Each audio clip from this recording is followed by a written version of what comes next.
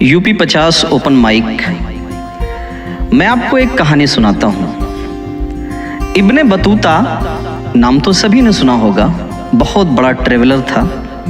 Ibn Battuta एक बार जब वो हिंदुस्तान की तरफ आ रहा था तो हिंदुस्तान की सरहद पर जब वो पहुंचा तो देखा उसने कि एक जगह बहुत ज्यादा भीड़ लगी हुई है।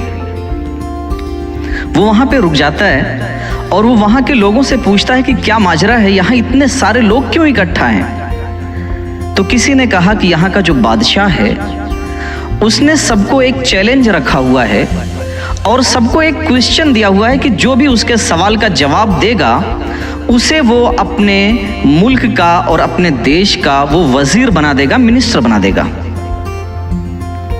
लेकिन शर्त यह भी है कि अगर जो भी उसका जवाब नहीं दे सका तो वो उसकी गर्दन भी काट देगा।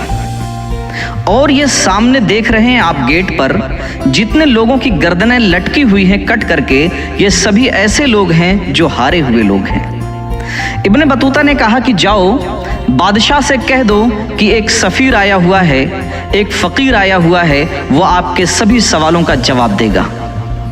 इब्ने बतूता अपनी अक्लमंदी और अपनी दानिश की वजह से बहुत फेमस है। आप उसका सफ़रनामा भी पढ़िए, लगभग 500 पेजों का है और उसके दुनिया की हर बड़ी ज़बान में उसके जो सफ़रनामा है, उसकी जो ट्रैवल हिस्ट्री है, उसका तर्जुमा और उसका ट्रांसलेशन हो चुका है। तो इब्ने बतूता ने कहा कि जाकर के बादशाह से कह दो कि कोई आया है, मुसाफिर है, वो आपके सवालों का जवाब देना चाहता है। ये पैगाम बादशाह तक पहुंचा। बादशाह ने कहा कि कौन बेवकूफ़ है जो अपनी गर्दन कटवाने पे तुला है, उसको अंदर भेजो, दरबार में लेकर के आओ। जब बादशाह के दरबार में इब्ने बतूता पहुंचा, बादशाह ने फिर उससे पूछा यही कि अगर आप मेरे सवालों का जवाब नहीं दे पाएंगे तो सज़ा आपको मालूम है। इब्ने बतूता ने कहा बिल्कुल मुझे सज़ा मंजूर है, लेकिन पहले आप सवाल मेरे सामने रखें। बादशाह उसको अपने दरबार में लेकर के गया और कहा कि वो इस दरबार के अंदर वो जो तीनों मूर्तियां हैं वो यहाँ पर ला करके रख दी जाएं। जो उसके दरबार में काम करने वाले लोग थे वो गए और 3 मूर्ति जो बिल्कुल सेम टू सेम डिक्टो कॉपी बिल्कुल सेम दिखती थी, उन तीनों मूर्तियों को ला करके वहां पर दरबार में लिटा दिया गया। तीनों मूर्तियों को बादशाह ने कहा कि इन तीनों मूर्तियों को देखो और मुझे बताओ कि इनमें सबसे अच्छी मूर्ति कौन है, उसके बाद उससे खराब कौन है, और तीसरे नंबर पर जो सबसे ज्यादा खराब मूर्ति है वो कौन सी मूर्ति है। मुझे इस सवाल का जवाब दो। इब्ने बतूता तो शुरू में बहुत परेशान हुआ, वो इधर उधर चक्कर काटने लगा दरबार के अंदर। उसकी कुछ बात समझ में नहीं आ रही थी कि तीनों मूर्तियां बिल्कुल सेम टू सेम है।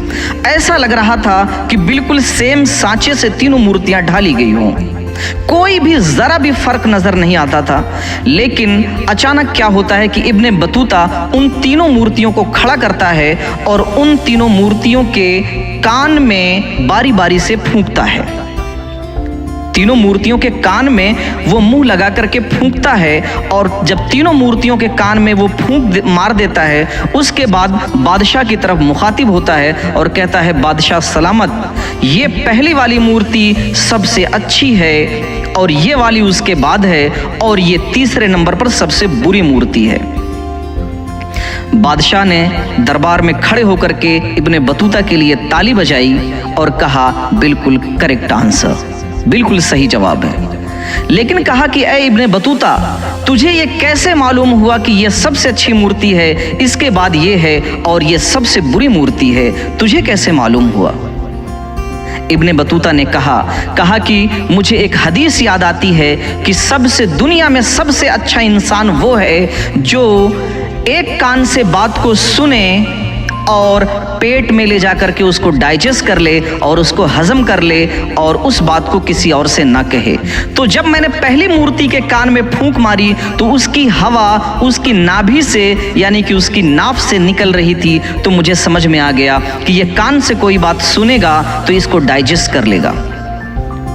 जब मैंने दूसरी मूर्ति के कान में फूंक मारी तो जब इस कान से मैंने फूंक मारी और इस कान से उसकी हवा निकल रही थी तो मुझे समझ में आ गया उस हदीस की रोशनी में कि उससे बुरा या कम दर्जे का इंसान वो है जो एक कान से बात को सुने और इस कान से निकाल दे, यानी बात को भूल जाए। लेकिन जो सबसे बुरा इंसान या जो सबसे बुरी मूर्ति थी, जब मैंने उसके कान में फूंक मारी तो वो हवा उसके मुंह से बाहर आने लगी। तो मुझे समझ में आ गया उस हदीस की रोशनी में कि ये सबसे बुरा इंसान या सबसे बुरी मूर्ति है कि अगर ये कोई बात सुनेगा तो अपने मुंह के जरिए पूरे समाज में बो डालेगा या कह डालेगा या चुगली कर डालेगा। तो मुझे समझ में आ गया कि ये इंसान सबसे बुरा या ये मूर्ति सबसे बुरी है। बादशाह खड़े होकर के उसके लिए ताली बजाता है और उसे अपने दरबार में वजीर बनाता है।